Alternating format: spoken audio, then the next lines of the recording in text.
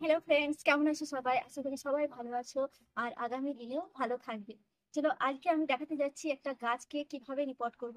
এই গাছটার অবস্থা দেখো, খুবই খারাপ। মানে এর পাতাগুলো শুকিয়ে গেছে। শুকিয়ে যাওয়ার কারণটা হচ্ছে যে আমি এই টব থেকে বের করে রেখেছিলাম বেশ কিছুদিন আগে, কিন্তু জল টল দিইনি, যে কারণে শুকিয়ে গেছে। এটা স্বাভাবিক, জল না পেলে শুকিয়ে যাবে। আর এই মাটিগুলো দেখো পুরো শিকড়ে ভরে গেছে, এর পর্যাপ্ত কোনো খাবার ছিল না, যার জন্য এর পাতাও হচ্ছিল না, ফুলও হচ্ছিল না। তো এখন আমি এই গাছটাকে পট করবো আর ছায়াতে রেখে দেবো কিছুদিনের জন্য।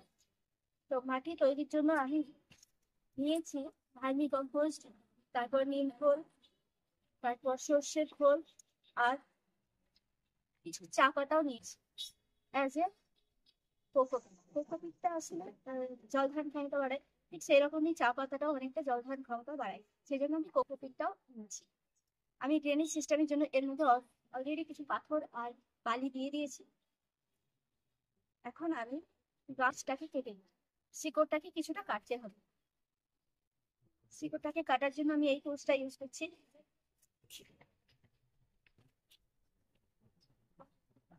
এটা তোমরা যে কোনো জিনিস দিয়ে কাটতে পারো, তো আমার কাছে এটা ছিল, এটা ইউজ করছি।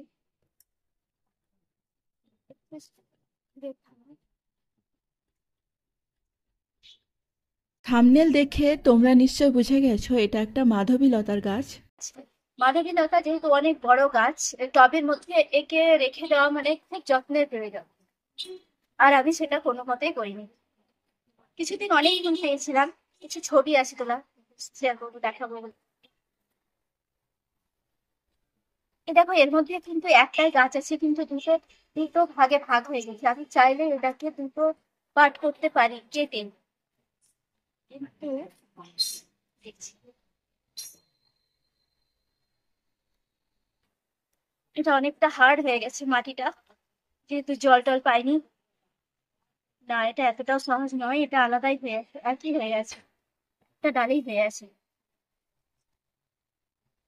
এটা কাটার জন্য আমাকে কাটার ইউজ করতে হবে। এটা হাতে বা কোনো কিছুতেই হবে না। এক সেকেন্ড, আমি কাটাতে আসছি।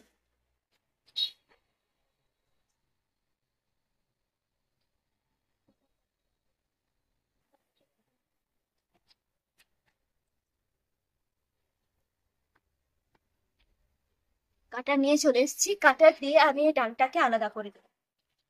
যেহেতু এর মধ্যে শিকড় হয়ে গেছে, আমি চাইলে এটা আলাদা করতে পারি, সার্ভাইভ করে যাবে।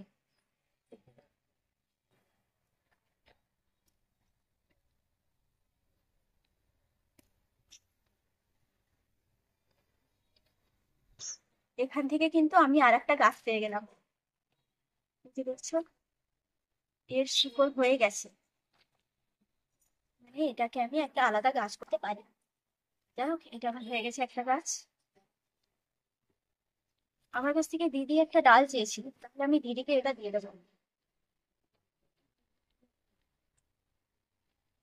এতে কি হবে, শিকড় গুলো, শিকড়ের যে বাউন্ডিং গুলো হয়েছে এগুলো খুলে দিলে আবার নতুন শিকড় হবে। আর নতুন শিকড় হলে নতুন পাতাও হবে, আর ভালো ফুলও আসবে। হয়ে গেছে আপাতত আমার শিকড় ছাটা। এখন এটা আমি এই টবের মধ্যে বসালাম। টবের মধ্যে আমি ভরে দিচ্ছি মাটি। যেহেতু ড্রেনেজ সিস্টেম করাই ছিল, আমি করে রেখেছিলাম, কিন্তু গাছটা বসানোর সময় হচ্ছে।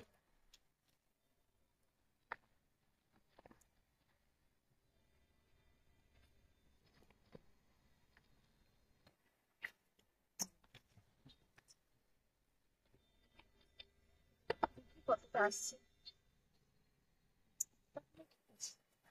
একটু ঠুকবো।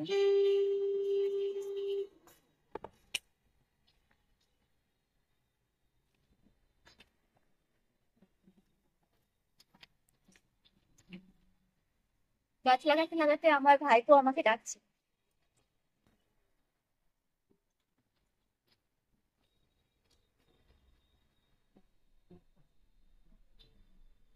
তো সেটা আমি বসাই দিলাম, এবার মাটি ভর্তি করে দেবো।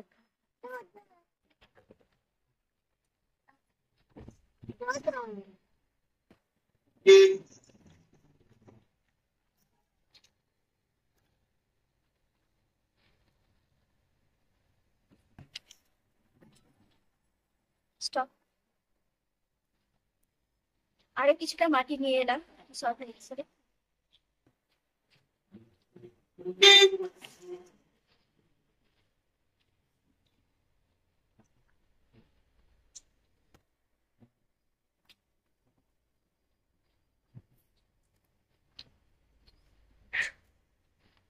তবে কিনারা থেকে 1.5 ইঞ্চি নিচে হাতটা রাখতে হচ্ছে, জল দেওয়ার সময় উপরে উপচে না পড়ার জন্য। শীতকালে 1 ইঞ্চি রাখলেই হবে, কিন্তু যেহেতু এটা শীতকালের গাছ গাছ না, এটা সারা বছরের গাছ, তার জন্য আমি এই 1.5 ইঞ্চি গ্যাপ রেখে দেবো। যখন জল দেবো তখন জলটা প্রোটেক্ট যে জল টপ টেনে নেবে, আর জল দেওয়ার সময় হচ্ছে বাইরে হয়ে যাবে। তো আপাতত আমার গাছ বসানো কমপ্লিট হয়ে গেল, এখন ওদের ডালগুলো আমি ছাঁটাই করে দেবো। ডালগুলো ছাঁটলে কি হবে, গাছের যে এনার্জি ওগুলো এই ডাল পরিষ্কার করতে যাবে না, মানে এই যখন নতুন পাতা তৈরি করতে ব্যস্ত থাকবে। নতুন পাতা খুলে গাছটা আবার পাতাতেও ফুলে ভরে উঠবে। কেটে রাখা ডালটা আমি এবার আরেকটা টবে বসিয়ে দেবো, দেখি কি রেজাল্ট হয়। আশা করি এটাও হয়ে যাবে। হ্যাঁ, ড্রেনেজের জন্য আমি বালি পাথর যেটা দেওয়া দিয়ে দিয়েছি, আর কিছু শুকনো পাতা দিয়ে দিয়েছি, তার উপরে মাটি দিয়ে দিলাম।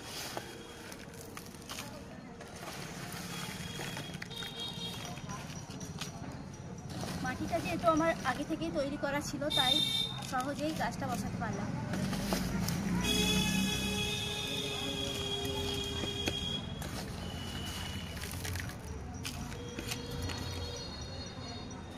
এখন আমি ডালটা বসিয়ে দেবো। আপাতত আমার গাছ বসানো হয়ে গেছে, এখন আমি দিয়ে দিচ্ছি জল। কাজ কমপ্লিট। আবার পরবর্তী আপডেট নিয়ে আসবো পরবর্তী ভিডিওতে। আপাতত চলি, দেখা হচ্ছে নেক্সট ভিডিওতে। টাটা, বাই বাই, আসসালামু আলাইকুম, ভালো থেকো সবাই।